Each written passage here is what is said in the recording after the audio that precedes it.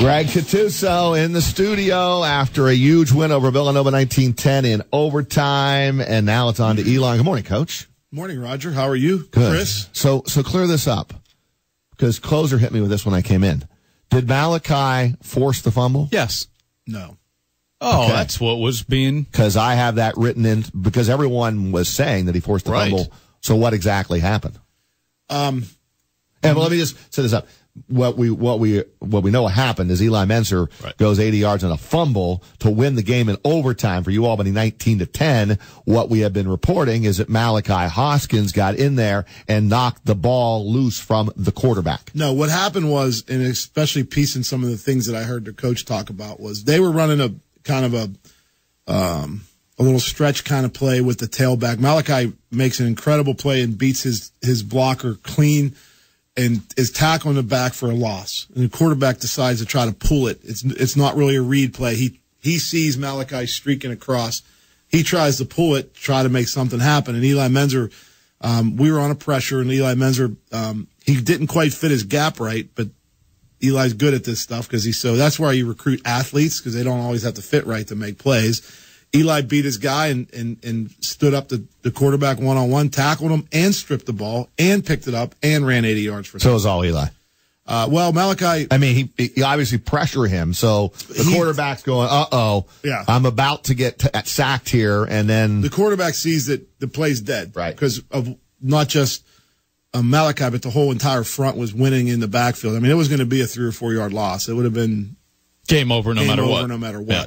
But Menser, he's just, I've been telling you for a couple years, he's going to, as he grows, is going to continue to be a good player. It's just not many people that have the size and speed and athleticism that he has. And he just blows up the guy blocking him, sacks the quarterback in the same motion as tackling him, strips the ball out, throws him, picks it up and runs 80 yards. And I could tell when he was running the 80 yards that he used to play running back. Mm-hmm. Yeah, when normally you can want to fall on the ball there, and but when I told the coaches, when I saw Eli with the ball, there's nobody going to catch him. He can really fly, and he did a good job. The interesting about Menser, there's a play in the game. I got to show you this clip someday.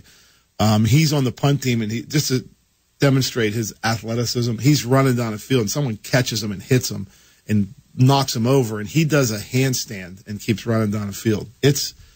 I tell you, I don't know if I've ever seen anything like it before. I'll have to show you the clip someday. He's really got a lot of potential, and he's getting better. He's certainly not where he needs to be. He knows that. He's learning on the job still, and game experience is always the final piece in the development of a player, and he's getting better every week.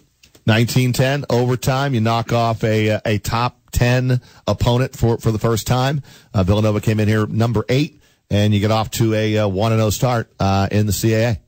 Yeah, it was a big win for us. We like to say they were number 7. It just depends on which poll you look at. 7 or 8. We'll take the 7, just a nitpick. It's a great win. We didn't feel like it was a major upset. We felt like it was a great win for us. We think we can play with them, and there was no evidence to support that because we haven't in the past. But I think, this is a different team, and it was a good win. The defense was lights out and played very well. We held them to less yards than Temple held them, and the quarterback has been very good. He made some drives. He did some good things for him, but I think our speed on defense was something they hadn't really seen a lot of, and the kids played well, on defense. And, we really played well offensively. We struggled in the red zone a little bit, and we made it a tighter game than it needed to be. We dropped a touchdown pass and missed a chip shot field goal, and it's a little different game. I mean, take the turnovers. They had a turnover. We had a turnover in the red zone, but the touchdown catch, we come away empty on that drive, and then we missed a chip shot field goal. That's 10 points, and we felt good about the game. The fans were great. I hope more people keep coming out. We're playing a little more entertaining brand, and you just can't. Words don't describe having the support we had in the stands as the game got into overtime. How quickly do you move on, Coach? Because I know when we asked you post-game, how long do you get to enjoy this one? It sounded like maybe 24 hours, but maybe even just that night before you had to start worrying about a team that also entered the top 25 this past weekend, and that's Elon. Yeah, the poor coaches. I texted them about an hour after the game that Elon beat Richmond, and we let the kids know right away that Elon, like Albany, is trying to make a name for themselves, and it's going to be a whale of a football game. They're a good team, and you don't get a lot of time to enjoy it. But I think we give the kids off Sundays now so that they can kind of enjoy, recuperate. But it was a great win. I'm not a big believer in signature wins, but I think it was a big win for us. And every year now you're starting to see. I'm hoping we're going to get to the point where we're good enough that every game is the same to us, and that regardless of their rankings and all those things, I'm proud of the team. I thought they played good. I think that part of that game that there were some things that were overlooked. I think over the course of the game, but for them to score a touchdown with no time on the clock. And then we are penalized 15 yards. Like nobody, we started overtime at the 40-yard line, not at the 25. So what was the penalty? They called leaping. They called the same thing on them that set up our touchdown. Not really good call on either team, to be honest. It was a misinterpretation of rule, in my opinion. But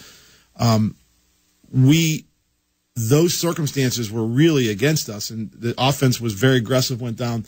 We didn't score a touchdown, but we went down and kicked a field goal from the exact spot he missed earlier. So, there was a lot of positives in how we recovered after giving up that long touchdown drive. So I was really happy with that. And I thought winning the game in overtime, though not good for the nerves, was a nice way to win. And I hear what you're saying about signature wins, but if you're 8-3, 7-4 at the end of this season, and the NCAA and the committee is trying to figure out, okay, who gets in, who doesn't, a win over a top 10 team should go a long way. So from a coach standpoint, I get it, but that it's a resume builder for this year. There's no doubt. Yeah. I look at signature wins as more in the concept of, I talked to the kids about that and their interpretation of what that means. And I told them that's where a program, you see it turn the corner. Okay. And I've never really, I think we've had a lot of great wins, and I think that Albany was a good program in the past. So it's not like, we're reinventing the wheel here. It was obviously I'm not downplaying it. I just don't want the kids to think, I never want my team to feel like the opponent matters. We're going to go out and play our game, and that's how we play. So yeah, it's a big thing.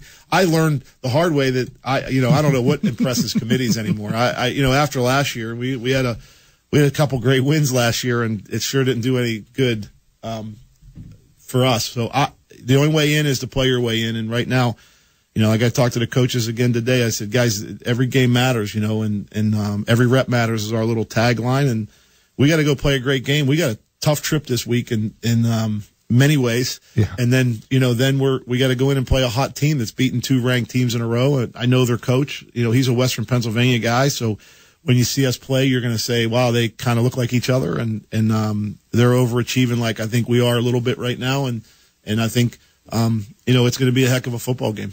And you'll play without Elijah EB Token Hanks. Greg Gattuso will explain the latest on the junior running back next on Big Board Sports 104.5 at Team ESPN Radio.